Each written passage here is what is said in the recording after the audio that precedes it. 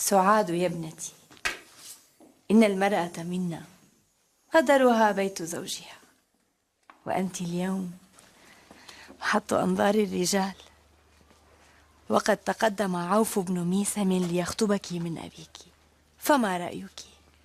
كأنك وأبي مللتما مني؟ أتمل أم من ابنتها يا سعاد؟ ولكن يا ابنتي، هذه سنة الحياة على بنات حواء جميعا. ألم تقدم من قبل أختك فوز على الأمر، وها هي الآن تعيش راضية مرضية في بيت زوجها والحمد لله. ما كنت لأعصي لكما أمرا يا أمي. لا يا بنيتي، زمن العبيد قد مضى، فرأيك مقدم قبل رأينا، والأمر إليك فانظري. ولكن كيف أتزوج برجل لم أره؟ إذا ابتداء أنت موافقة؟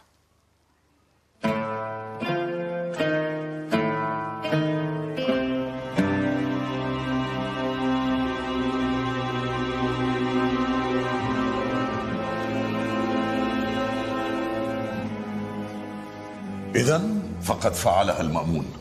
قلت لك إنه سيفعلها، كان فقط يتحين الفرصة السانحة لذلك. قد حقق الله على يديه ما كنا نتمناه دهرا. أريد تفاصيل أكثر. ليس عندي أكثر مما قلت. لقد أوعز ابن أبي دؤاد أن أحضر استجواب القوم، وأن أكون رقيبا على الجميع.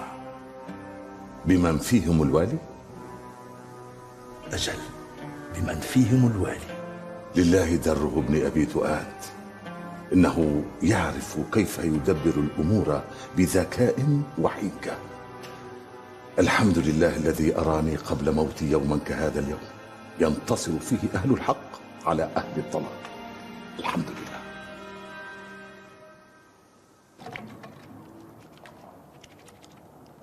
ألا ترين أن صالحا قد تأخر؟ لقد خرج منذ الصباح الباكر، ولكنه لم يتأخر بعد. العلم لا يعرف ضياع الوقت يا عباسة. أخشى ألا يكون حيث تظن. ماذا تعنين؟ ألم يخرج إلى حلقة شيخه؟ لا، لقد خرج إلى السوق ليعمل. ذهب إلى السوق ليعمل؟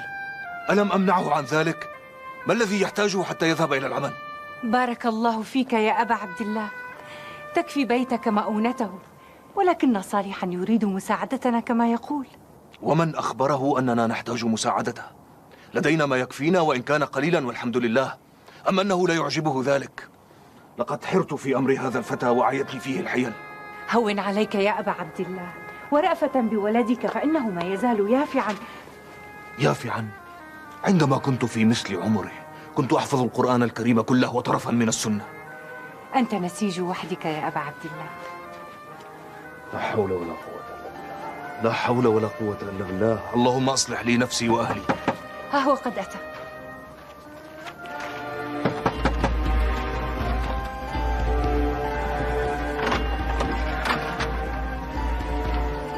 السلام عليكم. وعليكم السلام ورحمة الله. الوالي يريدك عنده غدا صباحا في ديوانه. نحضر إن شاء الله.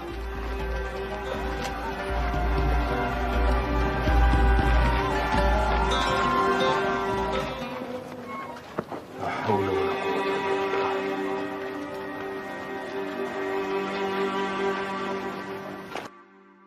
ووافقوا أمير المؤمنين فيه، وكانوا على سبيل الهدى والنجاة، فمرهم بنص من يحضرهم من الشهود على الناس، ومساءلتهم عن علمهم في القرآن، وترك إثبات شهادة من لم يقر أنه مخلوق محدث. واكتب إلى أمير المؤمنين بما يأتيك عن قضاة عملك في مسألتهم، والأمر لهم بمثل ذلك، ثم أشرف عليهم وتفقد آثارهم حتى لا تنفذ أحكام الله إلا بشهادة أهل البصائر في الدين والإخلاص للتوحيد. واكتب إلى أمير المؤمنين بما يكون في ذلك إن شاء الله.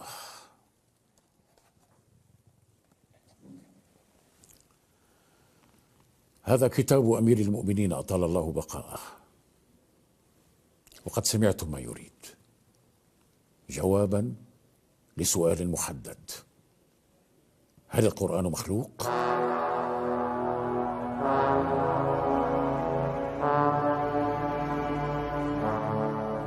بما أجبتم ولي أمركم؟ اعلموا أن أمير المؤمنين لن يسر من رجل ترك الحق ومال نحو الباطل. حري بمن يتولى عملا لأمير المؤمنين أن يسعى لنيل رضاه، فطاعة ولي الأمر واجبة عليكم جميعا.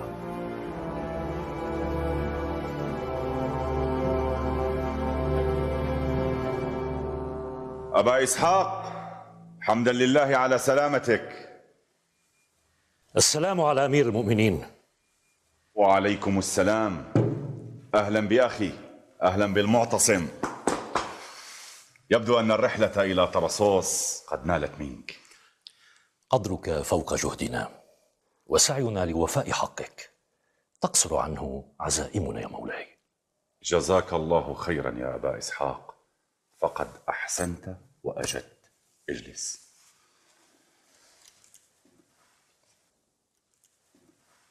قيل لي أنك كنت موعوكا، فداك نفسي. ما الذي ألم بك؟ المؤمن مبتلى يا أخي. لا عليك.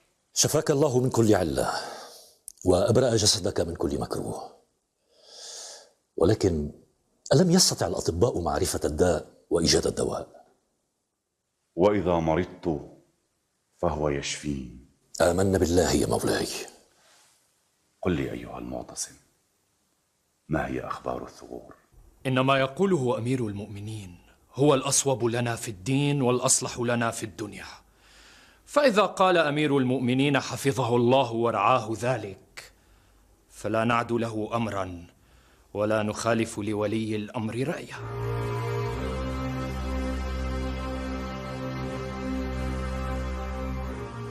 إذن فأنت تقول إن القرآن مخلوق أيها القاضي؟ أجل، أنا أقول ما يراه أمير المؤمنين. أثبت أقواله لديك.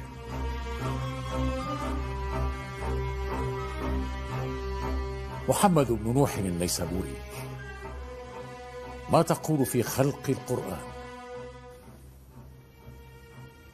القرآن الكريم كلام الله عز وجل.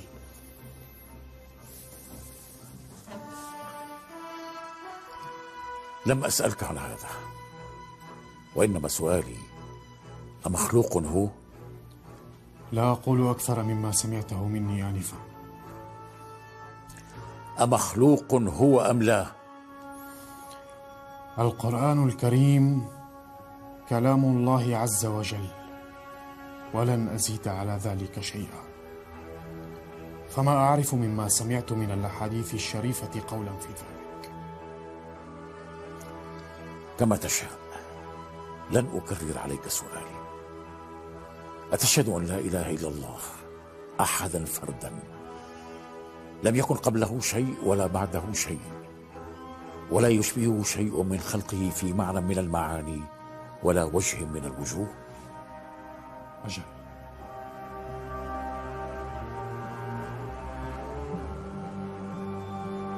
اكتب بما قال أحمد بن حنبل الشيباني. ما تقول في القرآن الكريم؟ هو كلام الله. أمخلوق هو أم لا؟ هو كلام الله، لا أزيد على ذلك.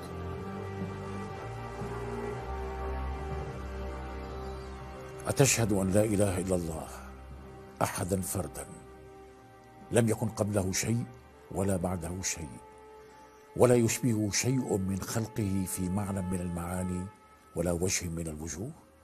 أقول ليس كمثله شيء وهو السميع البصير.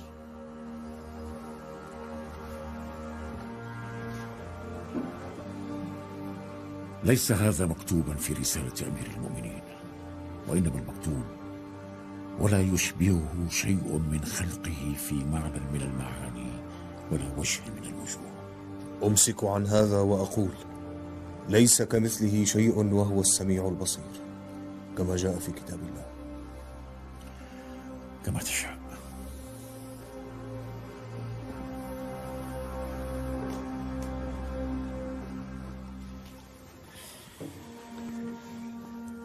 أصلح الله الوالي، إن الرجل يقول سميع بأذن بصير بعين، أليس هذا تجسيما؟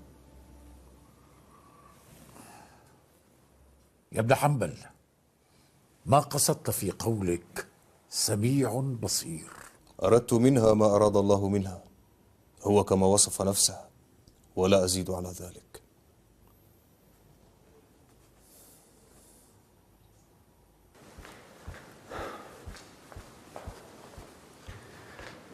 السلام عليكم. وعليكم السلام. وعليكم السلام. تأدب أيها الفتى، كيف تجلس قبل أن يطلب منك أمير المؤمنين ذلك؟ أمير المؤمنين عم الواثق. أمرك يا أبي. دعه وشأنه يا معتصم، فالواثق من حصتي ولا شأن لك به. لا تؤدبه فأنا راض بأدبه. اجلس. أمرك يا عمي. أمرك يا أمير المؤمنين. اجلس اجلس. هارون الواثق أشبه بي منك، لقد شابه أخلاقي لا سني. إنه المأمون الصغير. قد غرته محبتك له يا أخي، وأخشى أنه سيعلو علينا يوما ما. يحق له ذلك، فهو زينة شباب بني العباس، له اسم جده هارون الرشيد وعقل عمه المأمون، وشجاعة أبيه المعتصم يا عماه. أرأيت يا أبا إسحاق، نحن نسعى ليتشبه بنا الواثق وهو يصر على أن يتشبه بك.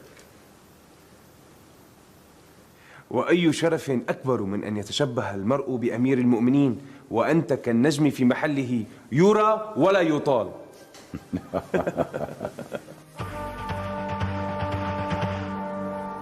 مع السلامة.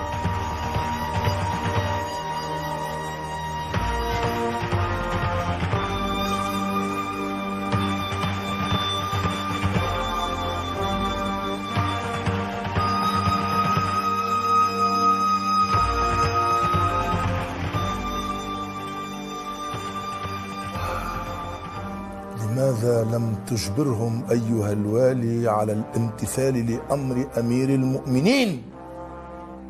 إنني لم أعدو أوامر أمير المؤمنين، إنه طلب مني مساءلة هؤلاء العلماء ومعرفة قولهم في القرآن، ولم يوعز لي أبدا أن أجبر أحدا على القول بخلق القرآن الكريم. أرى أن يعاقب كل رجل لم يقل بهذه المقالة.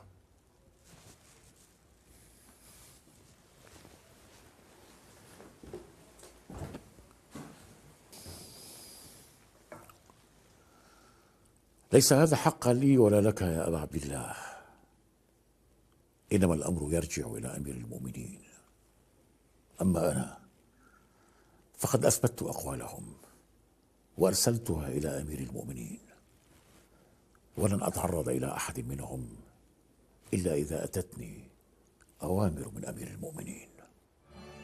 لا تقلق، ستأتيك الأوامر وسنرى طاعتك لها يا ابن مصعب.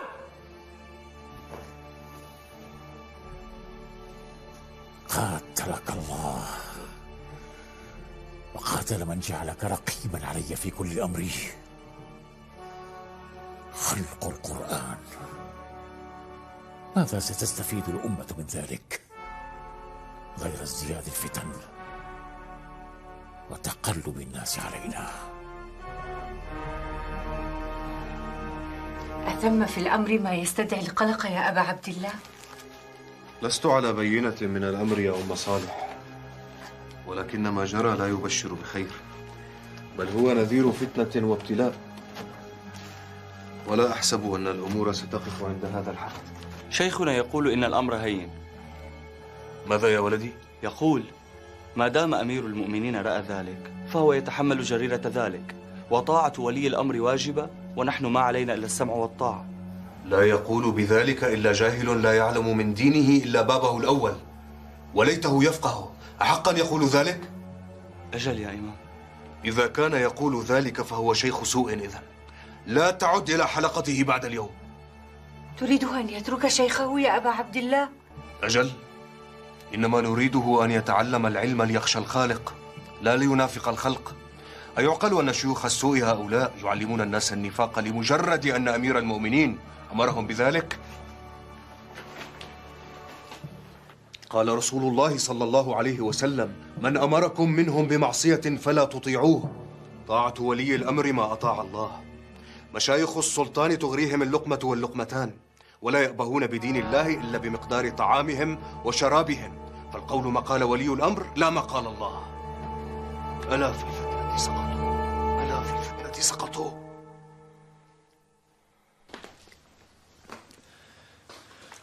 أرأيتم ما جناه علينا سكوتنا على بدع ولي الأمر المأمون؟ إنه الآن يحمل الناس حملة على اعتناق بدع المعتزلة. ما أغراه بنا إلا صمتنا أمام بدعه وضلالاته، ولكن الموت أهون من ذلك يا أبا نصر.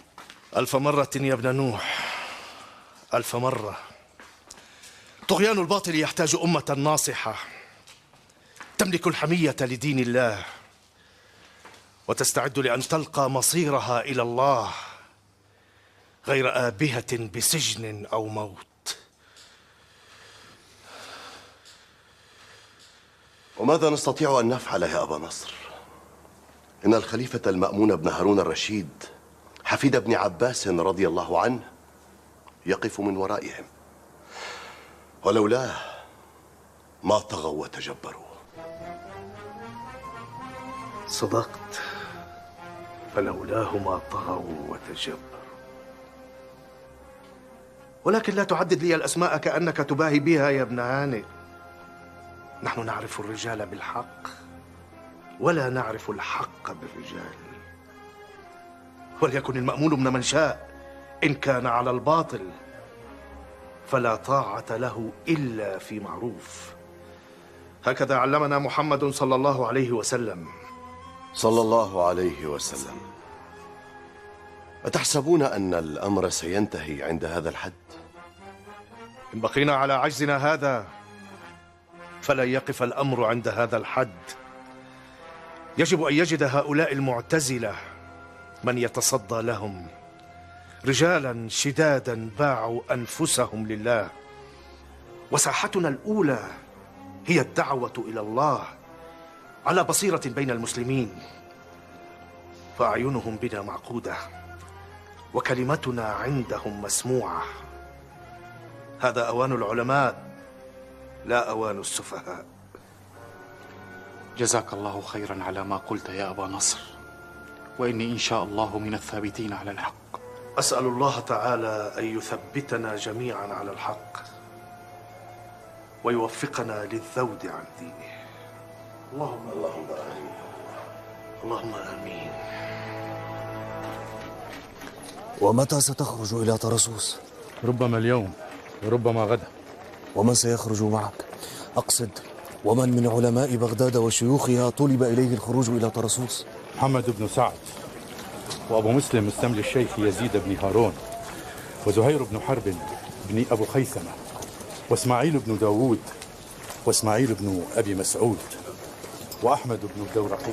لا حول ولا قوة إلا بالله. وستكون فتن كقطع الليل المظلم. أبا عبد الله، أتحسب أن الأمر له علاقة بمسألة خلق القرآن؟ وهل ثم غيره؟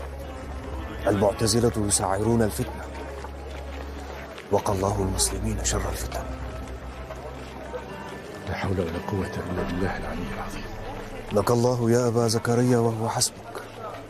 لا أظن هؤلاء القوم سيكفون عن ضلالتهم تلك، ولكن الله معك.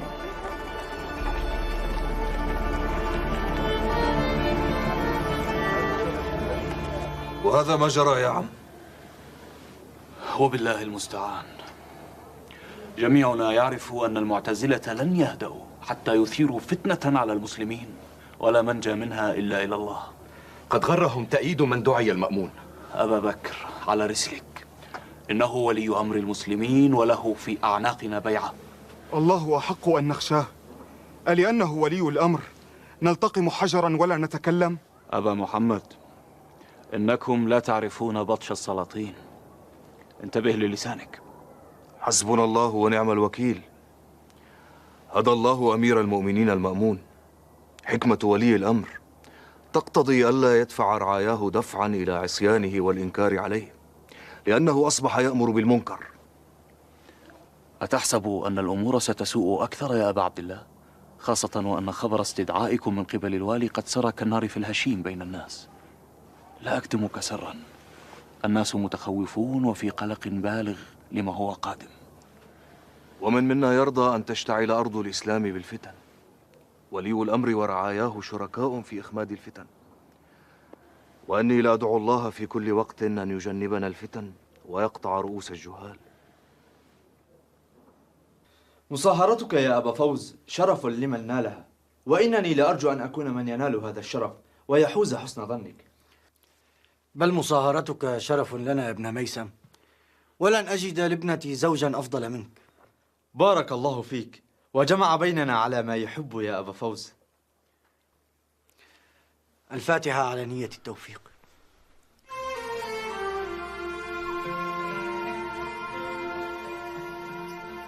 مبارك يا ابنتي، مبارك. بارك الله فيك يا خالة. اعذري عمك شفيع، فمشاغله هي ما منعته من الحضور.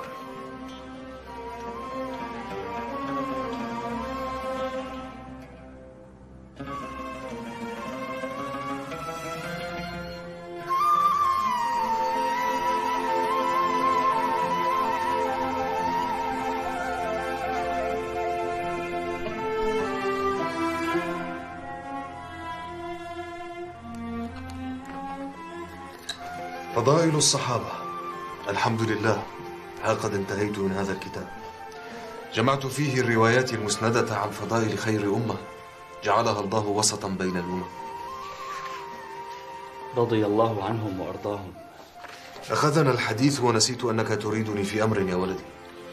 نعم يا أبي، يشغل بالي ما أراه الآن بين المسلمين. لما كل هذه الفرق وتلك الجماعات؟ المعتزلة والمرجئة والجهمية والقدرية والجبرية، أليس الإسلام دينا واحدا؟ حقا يا ولدي، ما نحن فيه الآن هو عين الفتنة، ولكن الأمر ليس كما تبادر إلى ذهنك. كيف يا إمام وكل فرقة تدعي أنها على الحق وما سواها على الباطل؟ الحق واحد وواضح. اسمع مني يا ولدي، أترى كل هذا التفرق والتحزب؟ هذا لم يحدني عن الحق قيد أنملة. أتدري لماذا؟ لأن النبي صلى الله عليه وسلم أخبرنا قبل أكثر من قرنين من الزمان بأن هذا سيحدث، وقد حدث كما أخبر. وماذا قال يا أبي؟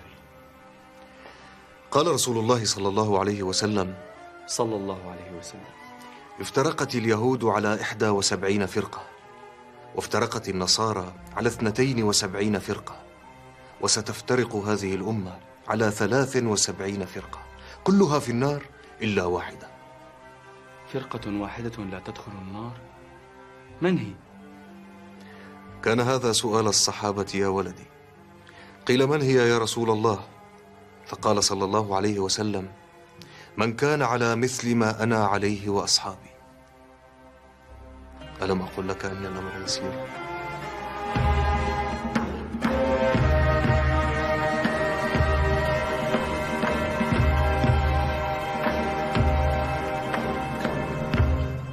تعسا لأهل البدع ودسائسهم، ما الذي يفيدونه من وراء ذلك لا أعرف. إنهم لا يدعون فرصة إلا اغتنموها، فقد غرهم لزوم أمير المؤمنين لينتقموا من أهل السنة والجماعة. إنهم يريدون فتنة الناس في دينهم. لا حول ولا قوة إلا بالله. ما الذي يريدونه لهذا الدين لا أعلم. إني لا أجد في نفسي حرجا مما يجري يا أبا محمد، فهم ماضون في طريق لا يعلم عاقبتها إلا الله. ادعو الله أن يحفظ أهل الحق على دينهم وينجيهم من فتنة الظالمين. وأشد خوفي على ابن معين، فإنه يمقت الخوض في مسألة خلق القرآن مقتا شديدا. لا تقلق يا أبا محمد، لا تقلق. قوله تعالى: وينجي الله الذين اتقوا بمفازتهم. لا تقلق.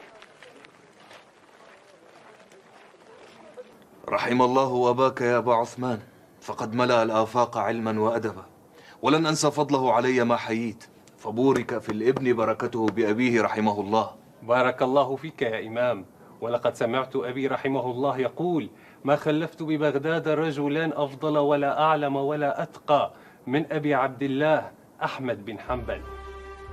هذا من حسن ظنه رحمه الله، وإن كان ثمة علم أو فقه فالفضل لله ثم لأبيك. بل وأقول: ما أحد مس محبرة ولا قلما إلا وللشافعي في عنقه منه. أهلا وسهلا بكم. أي ريح طيبة ساقت علماء بغداد إلينا. حللتم أهلا ووطئتم سهلا. أهلا بكم. جزى الله أمير المؤمنين كل الخير. الحمد لله أولا، والشكر لرسوله الكريم صلى الله عليه وسلم. صلى الله عليه وسلم.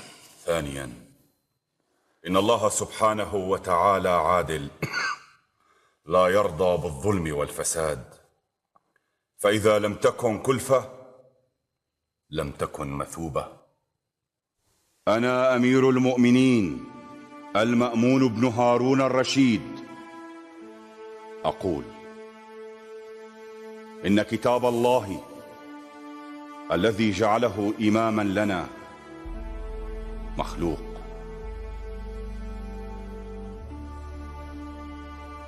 ومن قال غير ذلك لا أرى له نصيبا في الدين ولا حظا في الإيمان واليقين. فما هو رأيكم يا علماء بغداد في مسألة خلق القرآن الكريم؟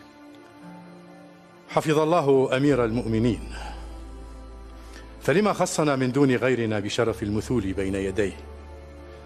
إن ببغداد وغيرها من أمصار أرض الإسلام من هم أذهب منا صيتا وأرسخ علما وأعلم منا بكتاب الله عز وجل.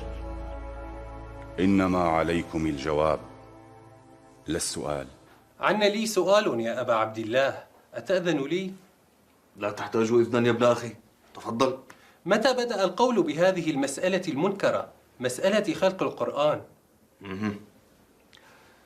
يروى أن أول من قال إن القرآن مخلوق هو الجعد بن درهم في عهد بني أمية، وقتله خالد بن عبد الله القسري يوم الأضحى في الكوفة. أتى به مشدود الوثاق عند صلاة العيد. صلى خالد وخطب في الناس، وفي آخر خطبته قال: أيها الناس، ضحوا تقبل الله ضحاياكم، فإني مضح بالجعد بن درهم. إنه زعم أن الله لم يتخذ إبراهيم خليلا ولم يكلم موسى تكليما، ثم نزل وذبحه. حقا يا أبا عبد الله، إن الله لا يزع بالسلطان ما لا يزع بالقرآن. السلطان في الأرض قيم على دين الله في السماء. سبحان الله. طهور إن شاء الله.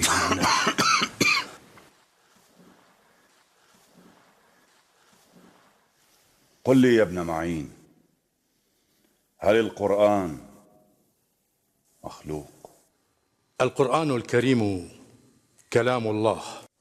كلنا يعلم أنه كلام الله، ولكن هل كلام الله مخلوق أم لا؟ لأنه من يقول إن القرآن ليس مخلوقا هو كافر عندي، فأخبرني ولا تختبر صبري لأنه يكاد ينفذ. القرآن مخلوق أم لا؟ القرآن الكريم كلام الله، والله خالق كل شيء، وما دون الله مخلوق. أمير المؤمنين إمامنا قد يسمع ما لم نسمع، ويعلم ما لم نعلم، وقد قلده الله أمرنا فصار يقيم حجنا وصلاتنا ونؤدي إليه زكاة أموالنا ونجاهد معه ونرى إمامته إمامه. فإن أمرنا ائتمرنا، وإن نهانا انتهينا، وإن دعانا أجبنا.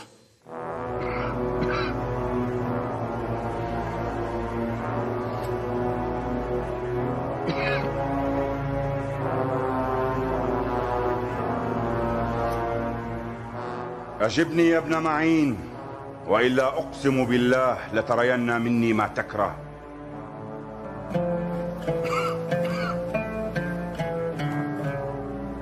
هل القرآن الكريم مخلوق؟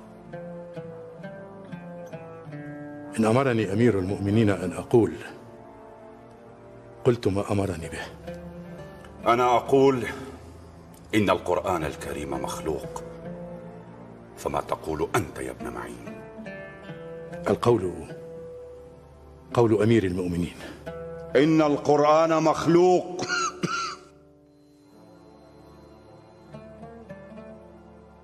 أجل، القرآن مخلوق.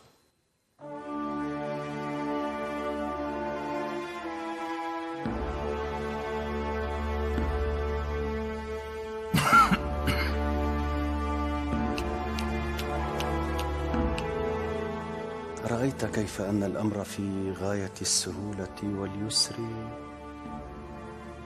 يا ابن معين؟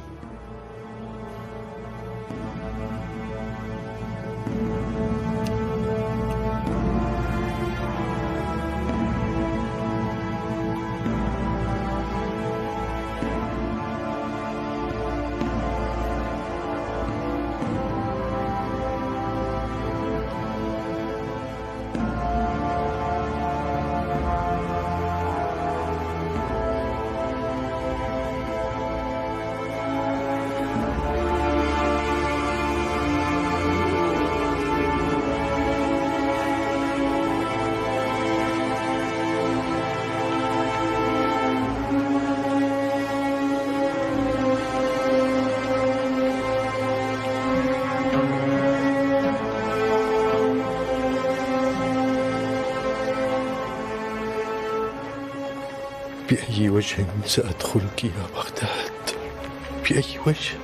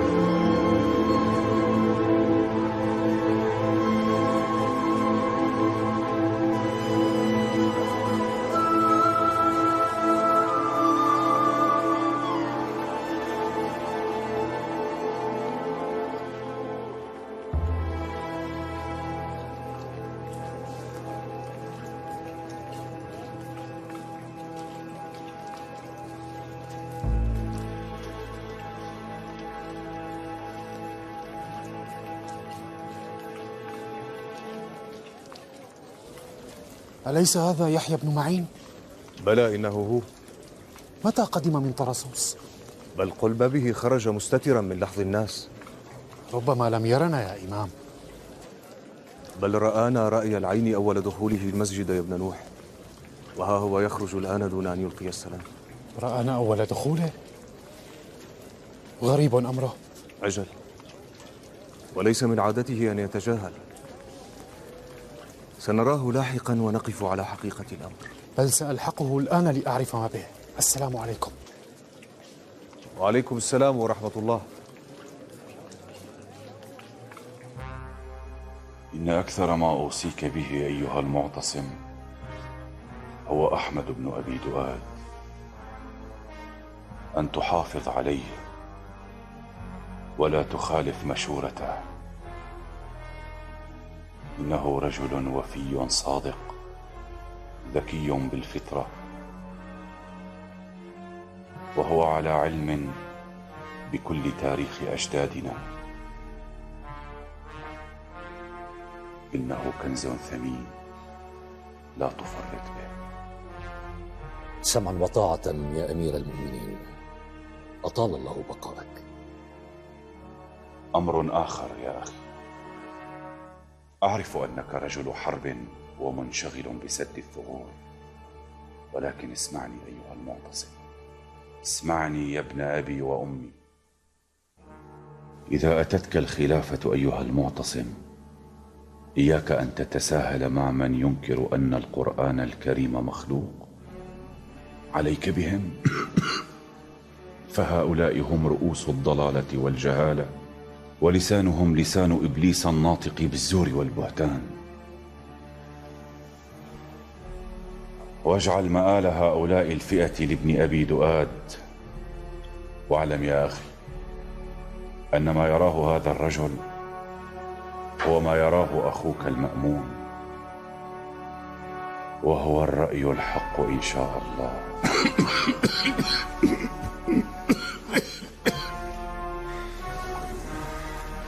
أسمعت يا أبا إسحاق؟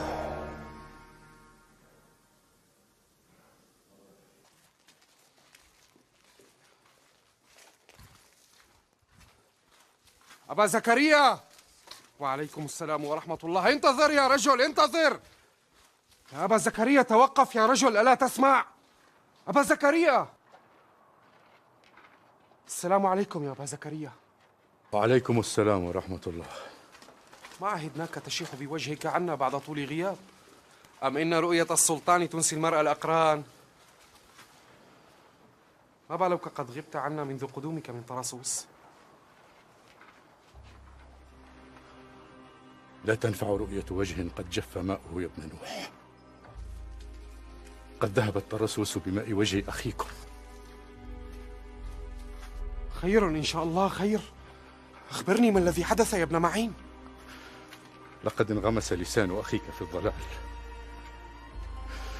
دخل ترسوس بدينه وخرج منها بضلاله. لقد نزلنا على ما يرى ولي الأمر يا ابن نوح، وخضنا مع الخائضين بأن القرآن مخلوق، وأنكرنا على الله صفاته التي أثبتها لنفسه، وكذبنا على الله ورسوله، وقلنا إن رؤية الله محال يوم القيامة. أعوذ بالله من أهل السوء ومن مقالة أهل السوء. أعوذ بالله من أهل السوء ومن مقالة أهل السوء. ليتني مت قبل هذا اليوم، أو كنت ترابا تذروه الرياح. للسلطان هيبة تذهب العقل، وللسيف والنطع موقع في النفوس الخوارة والقلوب الجبانة. غفر الله لكم يا ابن معين، غفر الله لكم. لا أدري أين أفر بوجهي من الله يا ابن نوح، لا أدري. غفر الله لك يا أبا زكريا. لا أدري ما أقول لك. بل أنا لا أدري بأي وجه ألقى ابن حنبل. سيكون خبرا يقرع سمعه وهو يرى صفوة الناس ينزلون على رأي باطل لولي أمر يجعل من رأيه سيفا على رقاب الناس. سيصبح خبرنا حديث الناس بعد أن أمر المأمون ولاته بإشهار أقوالنا وقراءتها على الناس حتى يعرفوا ما أقررنا به. غفر الله لك يا أبا زكريا. كم كنت متشوقا للسلام عليك، وليتني مت قبل أن أسمع ما حل بك.